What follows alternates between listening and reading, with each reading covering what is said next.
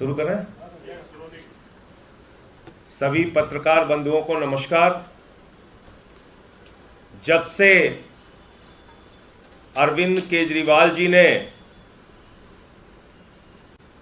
नरेंद्र मोदी जी की भारतीय जनता पार्टी की सरकार की असलियत जनता के सामने रखी है, पूरी की पूरी भारतीय जनता पार्टी, इनके बड़े बड़े नेता, इनके सरकार के मंत्री बौखला गए हैं और उनके पास कोई जवाब नहीं है।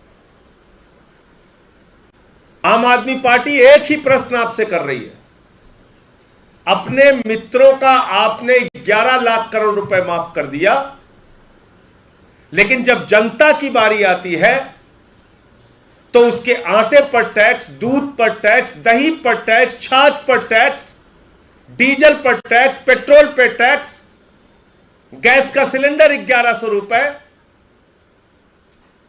जो कैंसर की दवा है, किडनी की दवा है, लीवर की दवा है, जो जीवन रक्षक दवाएं हैं, ऐसी 800 दवाओं पर 11% जीएसटी। तो आम आदमी के ऊपर महंगाई की मार देते हैं आप और अपने पूंजीपति मित्रों का लाखों करोड़ रुपए माफ करते हैं आप। ऐसा क्यों करते हैं? यही बात केजरीवाल जी ने पूछी, यही आम आदमी पार्टी ने पूछा, लेकिन पूरी की पूरी भारतीय जनता पार्टी इस देश की करोड़ों जनता को बार बार अपमानित कर रही है, ये कह के कि तुमको मुफ्त की रेवड़ी दी जाती है, तुमको मुफ्त की रेवड़ी दी जाती है, तुमको मुफ्त की रेवड़ी अब आगे से नहीं देंगे। भाजपाइयों, मैं कहना चाहता हूं, इतने अहंकार में मत रहो। ये जो कुछ भी तुम जनता को निःशुल्क सेवाएं मिलने पर मुफ्त की रेवड़ी कह रहे हो, ये केजरीवाल जी की सरकार जो जनता को निःशुल्क बिजली, निःशुल्क पानी, निःशुल्क स्वास्थ्य, निःशुल्क शिक्षा, निःशुल्क माताओं बहनों की बस की यात्रा, निःशुल्क बुजुर्गों की तीर्थ यात्रा, ये सब कुछ जो दे रही है सुविधाएं, ये जनता के पैसे से दे रही है। जनता टैक्स के पैसे से सरकार के खजाने को भरती है, जनता टैक्स के पैसे से मोदी जी के सरकार के खजाने को भी भरती है, और उसी जनता के पैसे से जनता को सुविधाएं दी जाती है। इसलिए इसको मुफ्त की रेवड़ी कह के जनता को अपमानित मत करो भाजपा के लोगों। प्रधानमंत्री जी, देश की करोड़ों जनता का अपमान मत कीजिए। उसी जनता के टैक्स के पैसे से आप 12 करोड़ की गाड़ी में घूमते हैं प्रधानमंत्री जी, हजारों करोड़ के जहाज में आप घूमते हैं, सारे सांसदों विधायकों को फ्री बिजली, फ्री पानी मिलता है, बड़े बड़े बंगले मिलते हैं, उसकी मेंटेनेंस भी जनता के पैसे से होती है। प्रधानमंत्री जी, आपके जो मुख्यमंत्री हेलीकॉप्टर से उड़ते हैं वो भी जनता के पैसे से। तो जनता के पैसे से तो आपको इतनी सुविधाएं मिलती है, जनता तो आपका इतना ख्याल रखती है, विधायकों, सांसदों, मंत्रियों और मुख्यमंत्री, प्रधानमंत्री का। लेकिन जब केजरीवाल जी 300 यूनिट बिजली फ्री देने की बात करते हैं, जब केजरीवाल जी निःशुल्क पानी देने की बात करते हैं, जब केजरीवाल जी निःशुल्क शिक्षा और स्वास्थ्य की सुविधा देने की बात करते हैं, तो आप अपमानित करते हैं जनता को, कहते हैं ये तो मुफ्त की रेवड़ी है, मुफ्त की रेवड़ी है। अरे मुफ्त की रेवड़ी क्या है, मैं आपको बताना चाहता हूं एक एक करके। इस देश के, और ये आरबीआई का आंकड़ा मैं पढ़ रहा हूं, चंद पूंजीपतियों का जो बैंक लोन माफ किया गया, राइट ऑफ किया गया, और आंकड़ा मैं 2014-15 से ही पढ़ूंगा। 2014-15 में 1 लाख, 2014 में, जो 14-15 में 19,814 करोड़ रुपए,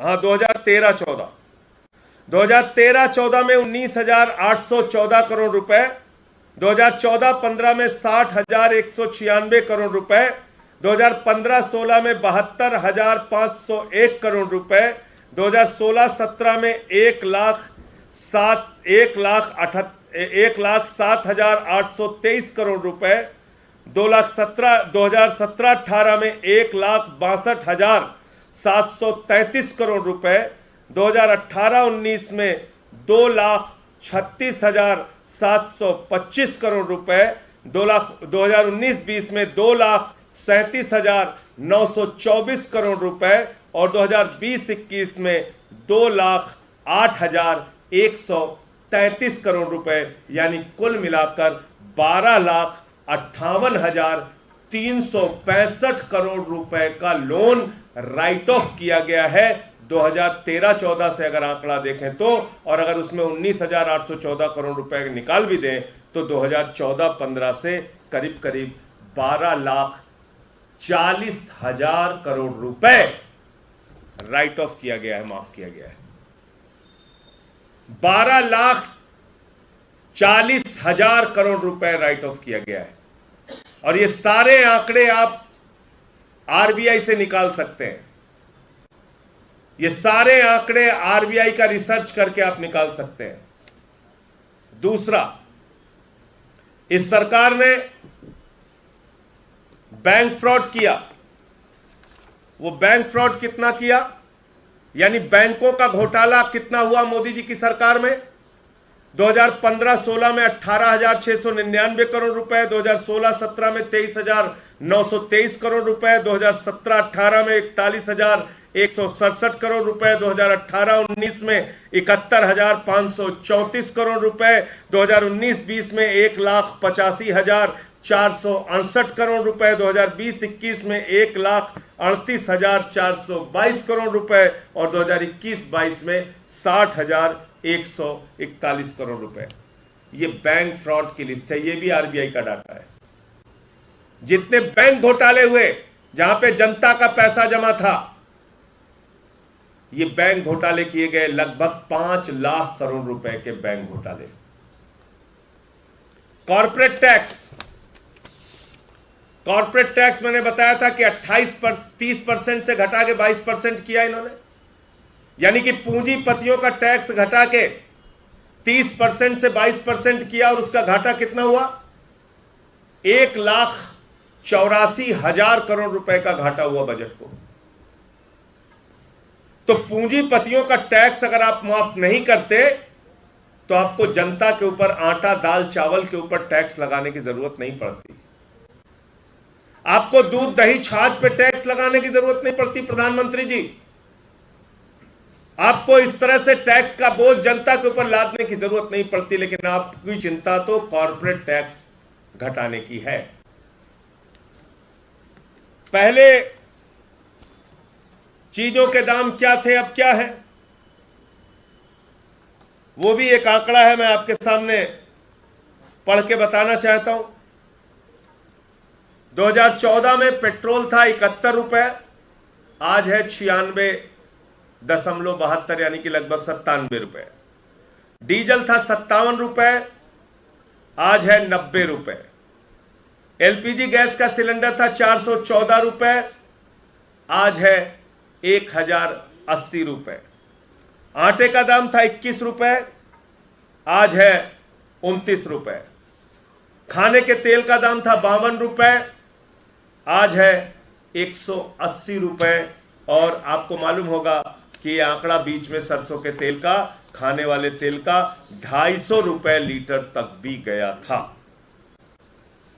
और तो और 800 दवाएं, कैंसर की दवा, किडनी की दवा, टीबी की दवा, हार्ट की दवा, 800 जीवन रक्षक दवाओं पर 11% जीएसटी बढ़ा दी गई। 11% जीएसटी बढ़ा दी गई। 800 जीवन रक्षक दवाएं महंगी की गई इस शासन में। इनके राज में कितने बड़े बड़े बैंक घोटाले हुए, उसका 2 उदाहरण आपके सामने देना चाहूंगा। एक 17 बैंकों का घोटाला हुआ, 42,817 करोड़ रुपए का बैंक घोटाला हुआ।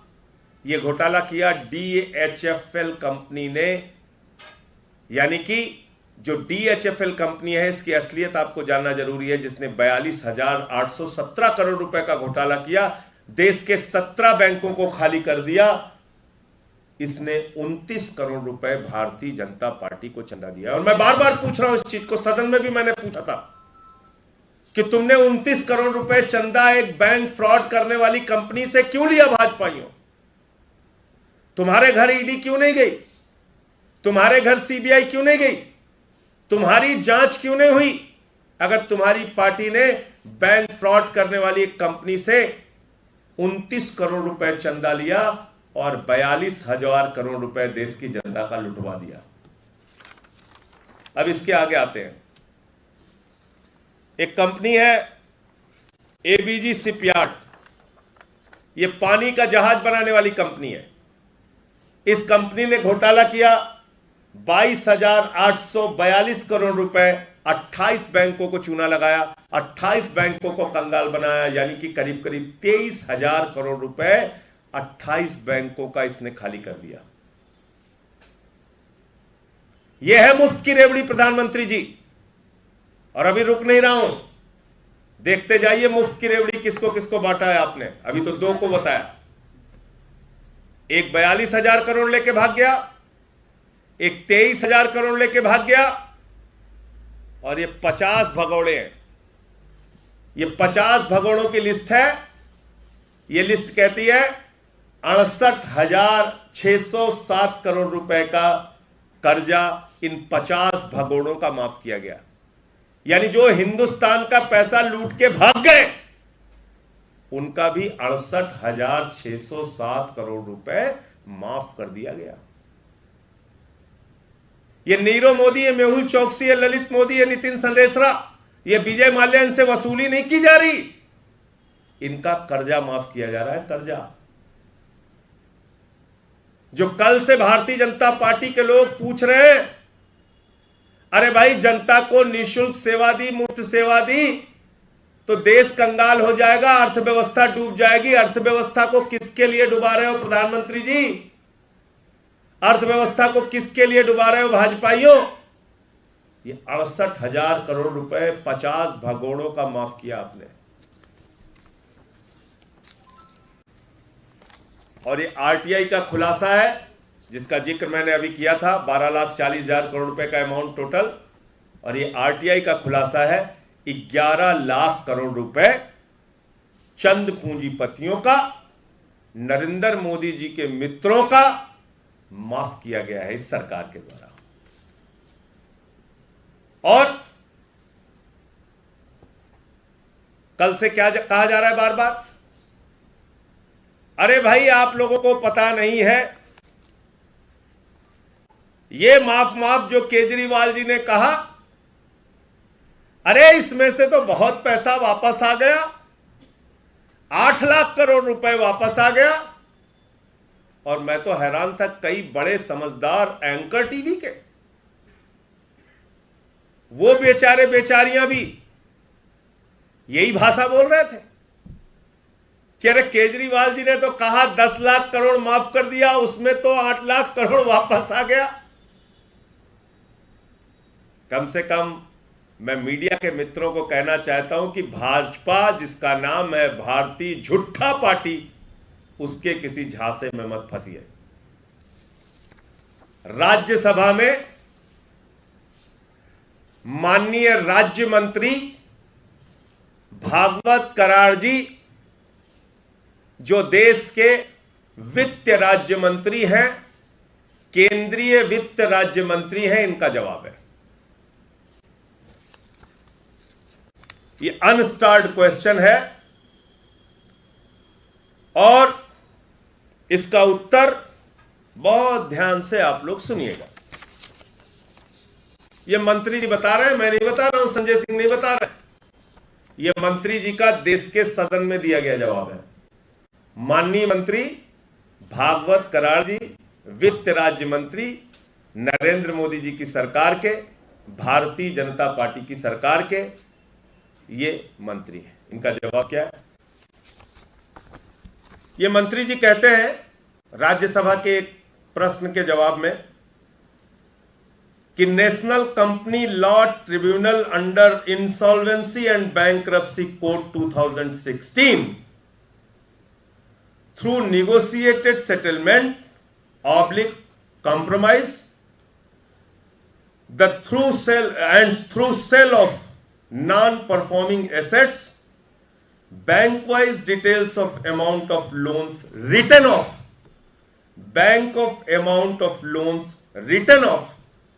by PSBs यानी कि public sector banks during the last 5 financial year as per RBI data, PSP यानी कि public sector banks have recovered an aggregate amount of 86,986 crore in return of loan accounts. कितना? 86,986 करोड़ रुपए जो लोन माफ किया गया था, उसमें से 5 वर्षों में वसूला गया है। ये कौन कह रहा है? संजय सिंह नहीं कह रहा, याद रखिएगा। ये भारत सरकार के वित्त राज्य मंत्री देश के सदन में, सर्वोच्च सदन में कह रहे हैं। और एनपीए और राइट ऑफ का फर्क, कल मैं देख रहा था कई चैनल पे लोग कंफ्यूज हो रहे थे। एनपीए होता है बैड लोन जिसको कहते हैं, यानी कि एक कंपनी को आपने 10,000 करोड़ रुपए दिया, वो 1 महीने, 2 महीने, 3 महीने, 4 महीने, 6 महीने, कुछ महीनों तक तमाम वार्निंग देने के बाद जब आपको वो लोन वापस नहीं करते, तब आप उसको एनपीए ग्रुप में डालते हैं, नॉन परफॉर्मिंग एसेट्स। और राइट ऑफ क्या होता है? राइट ऑफ होता है बट्टे खाते में डालना। यानी कि मान लीजिए कि नरेंद्र मोदी जी के किसी मित्र ने 10,000 करोड़ रुपए लोन दिया है, एनपीए होने के बाद, बार बार वार्निंग देने के बाद, बार बार कहने के बाद बैंक थक गया बेचारा, उसको पैसा वापस नहीं मिल रहा है, तो वो बैलेंस शीट से वो नाम हटा देता है। वो होता है राइट ऑफ, यानी कि वो लोन माफ कर दिया गया। अब माफ कर दिया गया तो कहते हैं तो राइट ऑफ हुआ है, बैलेंस शीट से खाली नाम हटाया। संजय सिंह जी, कंफ्यूज मत कीजिए जनता को, खाली बैलेंस शीट से ही तो हटाया, उसको वापस ले लेंगे। तो सदन में पूछा गया, भैया कितना वापस लिए? तो कह रहे 12 लाख करोड़ में से 86,986 करोड़ रुपए वापस ले लिए। तो माफ हो गया कि नहीं हो गया? माफ हुआ कि नहीं हुआ? तो देश की जनता को गुमराह मत करो। तुम्हारी पार्टी का नाम है भारतीय झूठा पार्टी, भारतीय झूठा पार्टी। यह मंत्री जी का जवाब है। एनपीए वाले में से आपने कितना वापस लिया है, कितना रिकवर किया है, वो उसका आंकड़ा दीजिए, उसको बताइए, देश के सामने रखिए उसको। लेकिन राइट ऑफ जो किया है, जो माफ किया है लोन, उसमें से कितना पैसा वापस किया है? जो 12 लाख करोड़ रुपए आपने माफ किया है, उसमें से कितना किया है? 86,986 करोड़ रुपए। तो ये भाजपाइयों का झूठ है, फरेब है, देश के साथ धोखा है। और मैं देश के लोगों से हाथ जोड़ के कहना चाहता हूं, देश की अर्थव्यवस्था बर्बाद हो चुकी है, चौपट हो चुकी है। जिस बात की चिंता हमारे नेता अरविंद केजरीवाल जी ने की कि आज देश के बैंक खाली हो गए, इसलिए आपके ऊपर टैक्स का बोझ लादा जा रहा है। अग्निवीर योजना लेके आते हैं, जवान कहता है भाई 19 साल की नौकरी दे दो, सेना के लिए काम करना चाहते हैं। सरकार कहती है पैसा नहीं है। भारतीय सेना का बजट बढ़ा दो, सरकार कहती है हम 63,000 करोड़ रुपए सेना का बजट कम करेंगे। ये अपने आप को देशभक्त कहने वाली भारतीय जनता पार्टी की सरकार ने, आपको मालूम है, भारत की सेना का बजट 63,000 करोड़ रुपए कम किया है। 22 करोड़ लोगों ने नौकरियां मांगी इनसे पिछले 7-8 वर्षों में, और मात्र 7 लाख लोगों को नौकरियां इन्होंने दी है। मैं तो कह रहा हूं इन आंकड़ों की भी जांच करो, वो भी सच नहीं निकलेगा। ये मोदी जी की सरकार का डाटा है। माताएं बहनें कहती है महंगाई कम कर दो, बहुत बढ़ गई है, बच्चे का दूध खरीदना पड़ता है तो महंगा पड़ता है। सरकार कहती है पैसा नहीं है। किसान कहता है फसल का दाम तो दे दो, सरकार कहती है पैसा नहीं है हमारे पास। और इन परिस्थितियों में अगर अरविंद केजरीवाल जी देश की जनता की मदद कर रहे हैं, दिल्ली की जनता की मदद कर रहे हैं, पंजाब में भी हमारी भगवंत मान जी की सरकार ने 300 यूनिट बिजली माफ कर दिया, गुजरात में भी हमारी जो पार्टी का अभियान है उसमें हम लोग बार बार इस बात को कह रहे हैं, केजरीवाल जी जा रहे हैं तो वहां पे ये वादे कर रहे हैं, ये भरोसा दिला रहे हैं लोगों को कि ये सेवाएं हम निःशुल्क देंगे। आप उनका मजाक उड़ाते हैं, आप कहते हैं वो मुफ्त की रेवड़ी पा रहे हैं। तुम्हारे एक दोस्त को 2.5 लाख करोड़ रुपए का कर्जा मिले तो वो मुफ्त की रेवड़ी नहीं। तुम अपने दोस्तों का मोदी जी 12 लाख करोड़ रुपए माफ कर दो तो वो मुफ्त की रेवड़ी नहीं। और जनता को अगर थोड़ी सी बिजली की सुविधा मिल जाए, शिक्षा की सुविधा मिल जाए, स्वास्थ्य की सुविधा मिल जाए तो मुफ्त की रेवड़ी है, उसी के पैसे से। तो मैं ये कहना चाहता हूं, और कल मुझे बड़ी हंसी आई, निर्मला सीतारमण जी देश की वित्त मंत्री कह रही हम डिस्कशन, डिबेट, चर्चा, बहस के लिए तैयार है। वाह रे वित्त मंत्री जी, जब सदन चल रहा था हम लोग चिल्ला चिल्ला के कह रहे थे महंगाई पे चर्चा करो, महंगाई पे चर्चा करो, तो आप लोगों ने कहा संजय सिंह को पकड़ के बाहर करो, इसको सस्पेंड करो। तब उठा के सस्पेंड कर दिया। चलिए कोई बात नहीं, केजरीवाल जी की प्रेस कॉन्फ्रेंस के बाद, केजरीवाल जी के असलियत खोलने के बाद ही सही हमारी देश की वित्त मंत्री जी जागी हैं। मैं उनका धन्यवाद देता हूं,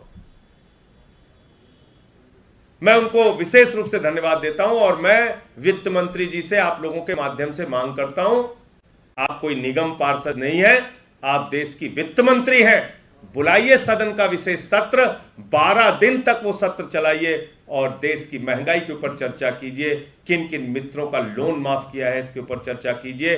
आम आदमी पार्टी के 10 के 10 सांसद पूरे समय आपकी चर्चा में, बहस में मौजूद रहेंगे। अब कीजिए, इन सवालों का जवाब दीजिए, करिए, देश का सदन बनाए चर्चा के लिए, जनता के मुद्दों पर चर्चा कीजिए। ये दोहरी नीति आप लोगों की हम चलने नहीं देंगे। ये दोहरी नीति आम आदमी पार्टी और अरविंद केजरीवाल जी चलने नहीं देंगे कि आप चंद पूंजीपतियों को तो आप लाखपति, करोड़पति, अरबपति, खरबपति बनाते जाओ और जनता को आप 10 रुपए की भी कहीं सुविधा मिल रही है तो उसको रेवड़ी कह के अपमानित करो। ये व्यवस्था हम चलने नहीं देंगे। मुझे इतनी बात कहनी थी। आप लोगों का कोई प्रश्न हो तो आप जवाब दे सकते हैं। वो दोनों कागज दे दो, वो दोनों कागज दो।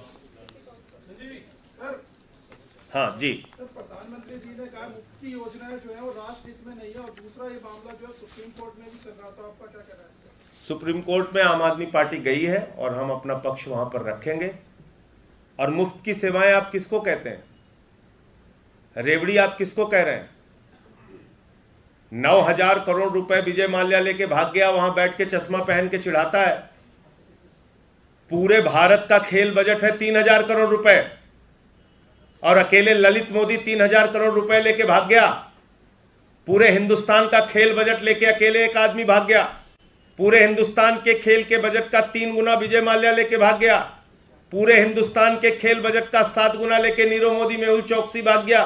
पूरे हिंदुस्तान के खेल बजट का 2 गुना पैसा लेके नितिन संदेशरा 6,000 करोड़ लेके भाग गया। आप उसको नहीं कहते मुफ्त की रेवड़ी, उनके खिलाफ कार्रवाई करने की बात नहीं करते। कहते नहीं आटा बंद कर दो जनता का, उस पर हम टैक्स लगाएंगे। दूध बंद करो बच्चों का, उस पर हम टैक्स लगाएंगे। ये कौन सी दोहरी नीति है आपकी? अर्थव्यवस्था क्यों बर्बाद हो रही है, क्या अभी भी बताना बाकी है आपको? खोल के रख दिया आपके सामने। आप लोगों ने जो पैसा बैंकों में जमा किया था वो लुटा है, याद रखिएगा। मजदूर का, किसान का, छोटे व्यापारी का, रेडी वाले का, पटरी वाले का, वही पैसा बैंकों में आप लोगों का जो जमा था, पत्रकार बंधुओं का, आपकी तनख्वाह का पैसा जो बैंकों में जमा था, वही उठा उठा के इन बड़े बड़े पूंजीपतियों को दिया गया और बाद में राइट ऑफ कर दिया गया, माफ कर दिया गया। तो ये सारे आंकड़े हमने, अब आपको मेरे ख्याल से किसी भी प्रकार की दुविधा नहीं होनी चाहिए कि देश के बैंक कंगाल कैसे हुए, देश के जनता के पैसे पर लूट कैसे हुई और किस कारण से हमारा खजाना खाली हुआ, जिसके कारण आज अनाप शनाप टैक्स लगाने पड़ रहे हैं। जी अभी संबित पात्रा ने प्रेस कॉन्फ्रेंस किया, उसमें उन्होंने कहा कि अरविंद केजरीवाल जो कर रहे हैं वो जस्ट इलेक्शन की है और वेलफेयर स्कीम और फ्री स्कीम में फर्क नहीं होता। नहीं तो क्या है फर्क बताइए आप, मैं पूछ तो रहा हूं। क्या एक मजदूर की बेटी को जो कॉलेज जाना पड़ता है और उसके पिता के पास 100 रुपए नहीं होता तो उसको बस की फ्री यात्रा की सुविधा नहीं मिलनी चाहिए? क्या एक गरीब आदमी जो झुग्गी में रहता है, रिक्शा चलाता है, हमारी व्यवस्था की कमी के कारण उसके पास कोई बड़ा रोजगार नहीं है, क्या उसके बच्चे को अच्छी शिक्षा नहीं मिलनी चाहिए? और अगर उसके पास पैसा नहीं होगा तो उसका बच्चा अनपढ़ रह जाएगा? यह मुफ्त की रेवड़ी है? क्या पीने का साफ पानी लोगों को नसीब नहीं होना चाहिए? यह मुफ्त की रेवड़ी है? क्या जिस गरीब आदमी के पास पैसा नहीं है उसके घर में रोशनी नहीं होनी चाहिए? तो भाजपाई क्या चाहते हैं? भाजपाई चाहते हैं चंद लोगों से देश लुटवाओ, उन्हीं से चंदा लेके पार्टी चलाओ। बताया तो 42,000 करोड़ रुपए लूटा है उसने, डीएचएफएल ने 29 करोड़ रुपए बीजेपी वालों ने चंदा लिया है।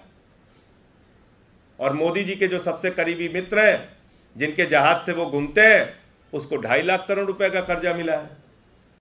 ऑस्ट्रेलिया में खदान, श्रीलंका में एनर्जी प्लांट, कुछ बस थोड़ी रहा है। सर और संजय जी, एक सवाल ये भी है इससे अलग है कि नीतीश कुमार संयुक्त विपक्ष का पीएम उम्मीदवार हो और ऐसा तेजस्वी भी कह रहे हैं कि विपक्ष को एकजुट कर लेंगे, बना लेंगे। 2 मिनट की बात है, क्या आप लोग लगता है कि मानेंगे नीतीश कुमार को पीएम पद का उम्मीदवार विपक्ष की पार्टी में? देखिए, मैं सिर्फ इतना कहना चाहता हूं, ये उनकी पार्टी का विषय है।